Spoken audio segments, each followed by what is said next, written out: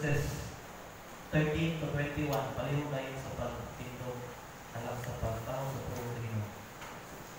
Matthew chapter 14 verses 13 hangtod sa 21. Akong basaon sa Cebuano. Sa pagkadungog ni Jesus sa balita nga gipatay si Juan, bibiya siya ni adtong dapita sakay sa usa ka sakayan. Nagimasara siyang miadto sa usa ka dapit nga awaaw. Kung nakabalita niini ang mga tawo busa, namiya sila sa ilang mga lungsod o naglako sila aron sa pag-apas kaniya. Mikawa si Jesus sa sakayan ug sa pagkakita niya sa dakong pundok sa mga tawo, giabot siya dakong kaluoy kanila o giayon niya ang ilang mga kasakiton. Verse 15, sa hapit na musalot ang adlaw, ang iyang mga tinun-an midurol kaniya o mingon. Mungit-ngit na rabag o awaaw kini dapita, maayo tingali, palakto na lang nimo ang mga tao o paadtuong sa mga barangay nga dool aron mamalit og pagkaon alang sa ilahang kaugalingon. Verse 16, si Jesus bitubag, dili na kinahanglan nga manglako pa sila. Kamo mismo ang maghatag kanila pagkaon. Sila mitubag, 5 na kapan o 2 ka isda ang ani adiri. Verse 18, si Jesus mingon, danang rin. Unya iyang ipalingkod sa mga sagbot ang mga tao o gikuha niya ang 5 kapan o 2 ka isda. Unya mihangad siya sa langit o nagpasalamat sa Dios. Gipikas-pikas niya ang mga pan o gihatag ngadto sa mga tinun-an nga mauusap ang mga hatag niini ngadto sa mga tao. 20, nangaon ang tanan o nangabusog. O unya gihipos sa mga tinun-an ang mga sobra nga nakapuno o napulog 2 ka bukag. Last verse, verse 21, 5,000 ang gidaghanon sa mga tao nga nangaon, walay labot sa mga babae o sa mga bata. Mag-ampot ta. Dali ko ng mga Diyos, mga amahan nga nangitnon, salamat Ginoo sa imong pulo karon. Ang pag-ampot Ginoo nga ikaw magapanalangin kanamo pinaagi ni imong pulo. Dagay kini kaalam gibalo Ginoo aron nga masabtan kini imong mensahe. Ginoo, ikaw may ang mapasilugan sa mga kinabuhi. In Jesus name, amen. Paliw sa paglingkod. Ang uluhan sa ito ang mensahe karon is the faith that feeds. Faith that feeds. Matthew chapter 14 verses 13 hanggang 21. So kaning akong gisukan nga passage about sa pagpakaon ni Jesus sa 5,000 ka tawo. Nga usa siguro ni sa mga pinakasikat nga mga gahimo nga milagro ni Jesus Christ. No, ang uban nga mga milagro ng mga sikat kato turning water into wine, kato pagbanhaw ni Christ ng Lazarus, ng mga kanipod usa sa mga pinakasikat nga milagro tungod kay grabe ang nahitabo 5 kapan o 2 ka isda na nakakaon ang 5,000 ka mga lalaki lang. No, pilapot ang babae o bata. O kanina milagro, usahay ka ng nakafocus ta sa kaning sa pagkaon, kung giusa ka o pagbahit-bahit sa Ginoo ang katong 5 ka tinapay o 2 ka isda. Pero ang tinuod mo na asay deeper meaning. Asay deeper meaning ang kanina story. Atong hinumduman nga si Jesus Christ niani sa kalibutan to seek and save the lost. No, mission yun ang iyang manuna. So, kanina story is not just a miracle, but it is a mission niya pagkitabo. Ang message niya is about mission. Dili siya about food, but it is about the faith that feeds.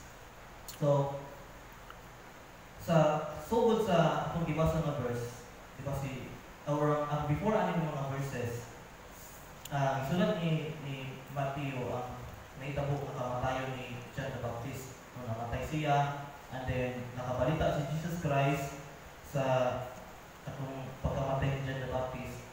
Kunya nakadesisyon siya nga ubiya sa muadto sa kanang awa o kadapit. Siguro gusto siya magpag-isa para mag-mourn sa nahitabo kang John the Baptist. So, ang nahitabo, ibig nga mag-inusara siya, gusto siya mag-inusara, nakadungog, nakabantay ang mga tao nga asa siya muadto. Wala nga gisundan siya sa daghan kaayo ng mga tao para pagpaayo sa ilang mga sakit.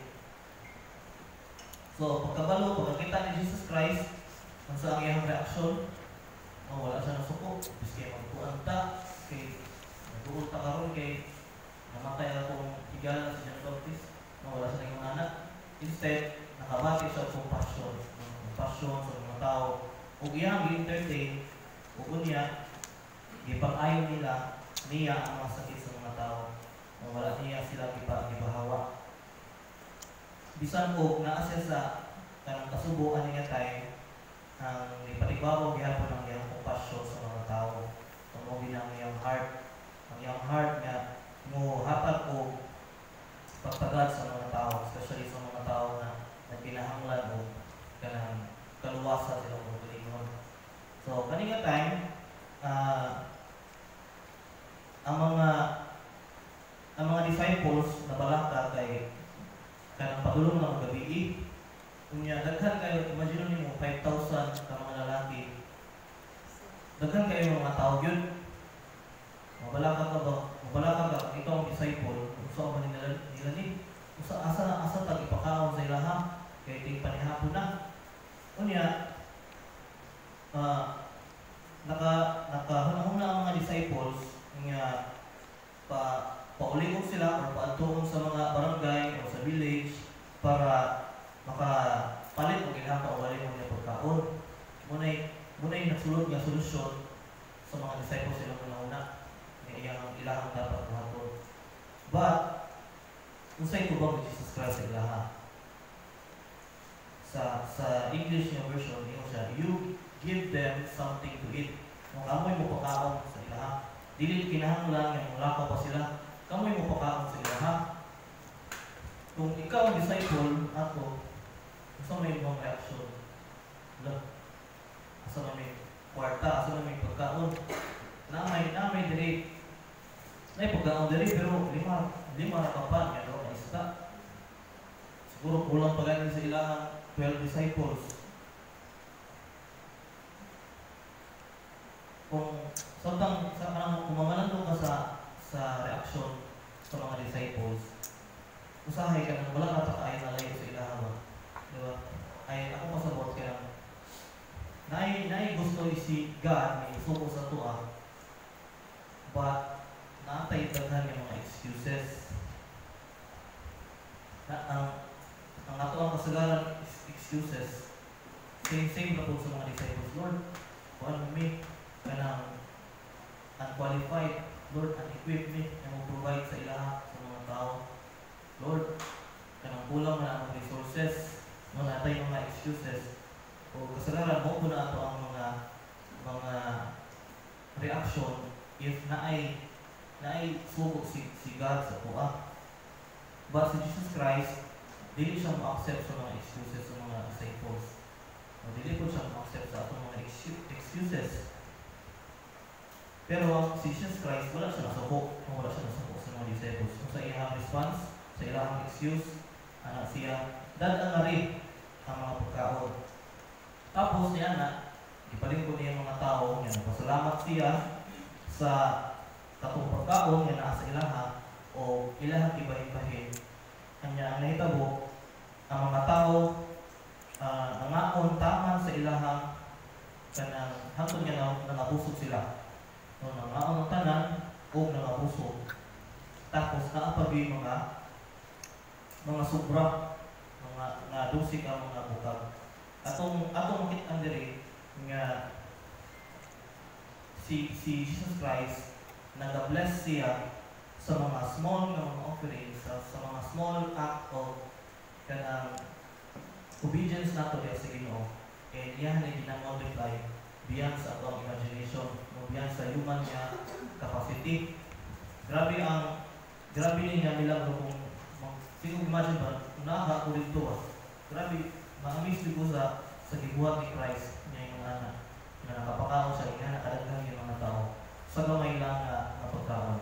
So, ang misaya ni nga bisan ko gamay lang ang ato ang kanang nasa ato but mo ato sa kang Jesus Christ in faith.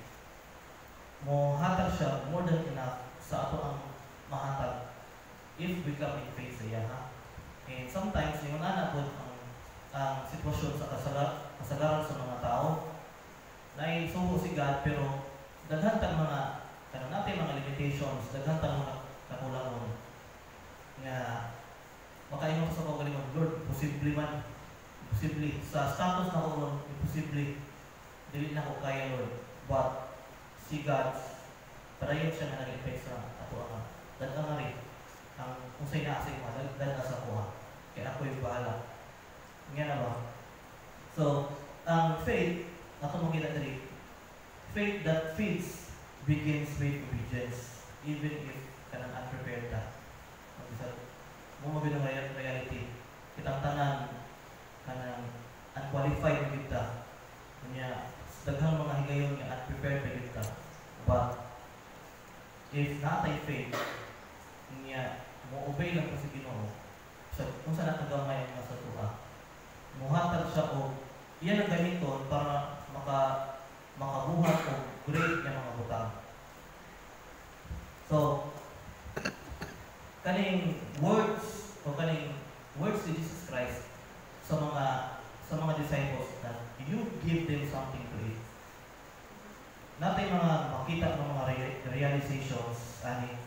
So dili lang ni siya usa ka line basta nga line sa usa ka story, but it is the heartbeat of our calling as Christians. Nakita ang iyang tawgon to do kung sa'y gusto niya ipabuhat sa tuwa. No, kung si Jesus Christ, wala siya ng inyong ba? Sige, magulang tag nailaan yung mga provide na wala siya ng inyong anak. Wala po siya na reklamo na, di mara inyong italangapan, kabulong mong dagat tao, masunod sa tuwa, wala siya ng inyong anak. So, si Jesus Christ, nagasulti sa tuwa, karon na do not wait for someone else to do it. No, siya, directly nagasulti na, you give them something to eat, you feed them. Tapos, mensahe po ani ako ma-share sa inyo na do not downplay what you can offer. Kay kung saan nakagamay, if we come in faith, sa ato ang pag-ubay ko sa iya ang magamit to do great things. Sunod, ato makita nila yung mensahe na do not pretend you don't have the time, skill, or resources. Nagagata mga excuses, but ang gusto ni God nga mo-obey ta sa kung sa may naasa to karon. So, si Jesus Christ, wala lang siya ang nakita ko sa story, dili yun ang mga disciples na nagpakaon sa ilaha o si Jesus Christ gihapon. Pero ang nakalindot mong God, si Jesus Christ nag-invite sa ato to be part of the mission. No, siya nag-invite siya sa ato to be the ones nga mo pakaon sa mga tao. Dili lang siya, but nag-invite po siya sa ato. So, na yung mga real life example nga ako ang mako karon nga gabi. No, faith that fits. Ako na-observe over the past weeks. Ako mahatag na example na ma-amaze ko sa life po ni Kuya Jess Jennings.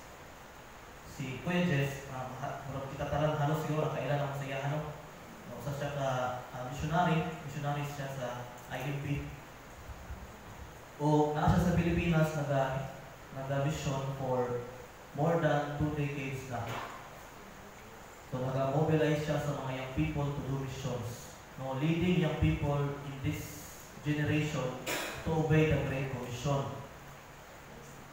Ang muna yung iyahang pamaagi to feed the people, no, faith in action, to feed people na kailangan makakaon sa pulong sa Ginoo.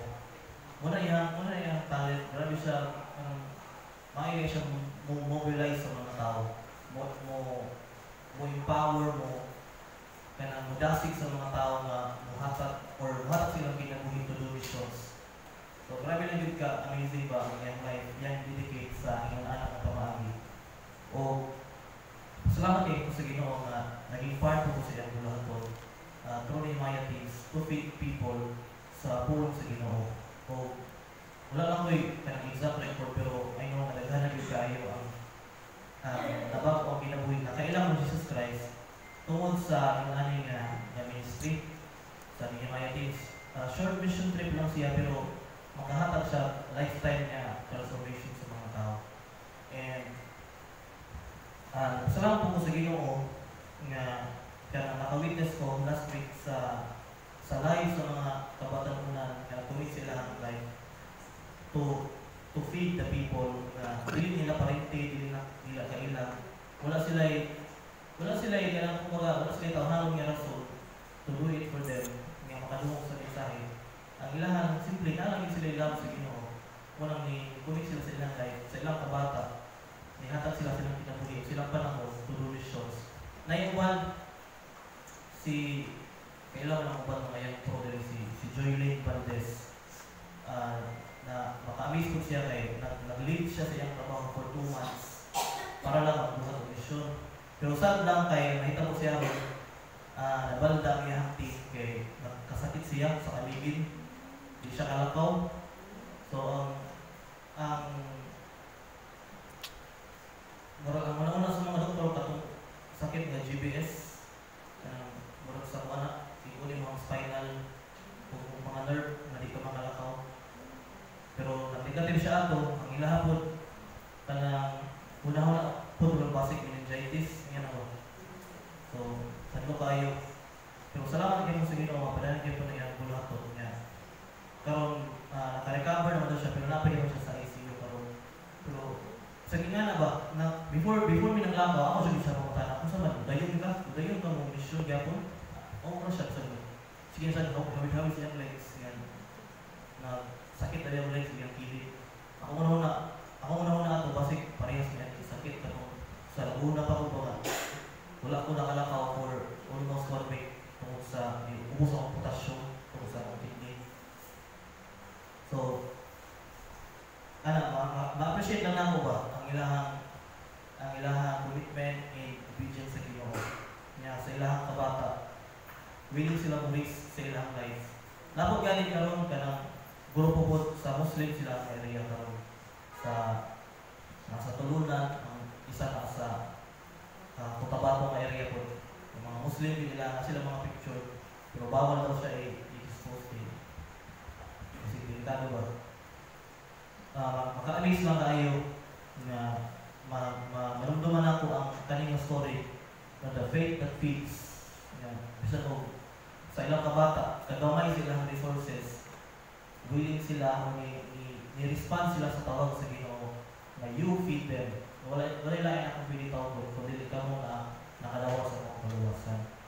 So, you don't need to be perfect. You just need to be willing. Ang mga milagro comes when we act in faith with what we do have. So, kanina story, usap ka, nindot na story nga ma-amaze ka kung sa milagro ang gibuhat ni Christ. But let us not forget the mission. So si Christ, sa tanan niyang story diri, ang pinaka-objective niya is to do missions. Sa tanan story niya, hindi na nakalimutan.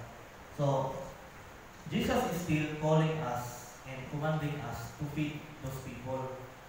Karon, to feed others, hindi lang physically, but spiritually, emotionally, na maka-feed sa ilaha sa pulong sa Ginoo through missions. Now, because of God's love, we are not only called, we are capable. Okay? Sa tabang sa Ginoo, sa grasya, sa Ginoo, sa kahog, sa balang Espiritu, we are capable to do what Jesus wants us to do. So when we say yes, when we act in faith, there will be more than enough. Napag yung mga leftover. Kung salamat sa Ginoo na. And What Jesus does teaches us is not just about miracles sa kanyang story, but about mission. Dili lang about feeding people, but about faith that feeds. So, ang ang balikon, ang sugo, diga sa karon is the same. You give them something to eat. No, kanyang story, dili lang siya about what Jesus can do. It's about what Jesus wants us to do by faith. So, ang akong challenge karon sa ito who and how can you feed someone this week? Using the resources that you have sa talent na sa inyong who and how can you feed someone this week? Maybe yung co-worker, yung neighbor, yung classmate, so anyone, yung relatives. God is calling us to respond sa iyang pagsuko. You give them something to eat. Let us pray. Father God, we thank you, Ginoo, sa inyong mensahe, and salamat, Lord, nga nami nakuha ang mensahe ninyo aning imong paghimo sa milagro. Dili lang basta nga naghimo ka milagro Ginoo, but nag-emphasize ka sa imong heart, sa imong passion, which is ang missions. Father, salamat Ginoo kay imo aming gamiton na imong part aning imong buluhaton.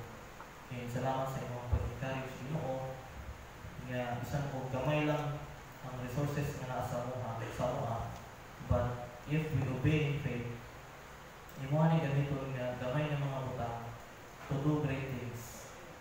Father, salamat Ginoo nga ikaw may mga unequipped me, unqualified, pero ikaw nag-qualified sa mga call. Father, I pray nga pareha ka magagamit sa MCCSB to be the salt and light diri sa barangay mga Manguil, sa mga neighboring barangays. Father, pareha ka magagamit ka ng Ginoo, maging channel sa good news sa mga tao, sa bisan kung sa pamahagi, sa among personal life testimony, sa among pag-preach sa gospel, sa pinaagi sa mga outreaches and Bible studies. Ikaw magagamit ka lang. And Father, pray ka na panalangin sa mga usa, sa mga personal life, Ginoo, ikaw mag-convict sa mga to do missions in any way that we can. And Father, I pray na ikaw mo yung mga himuon,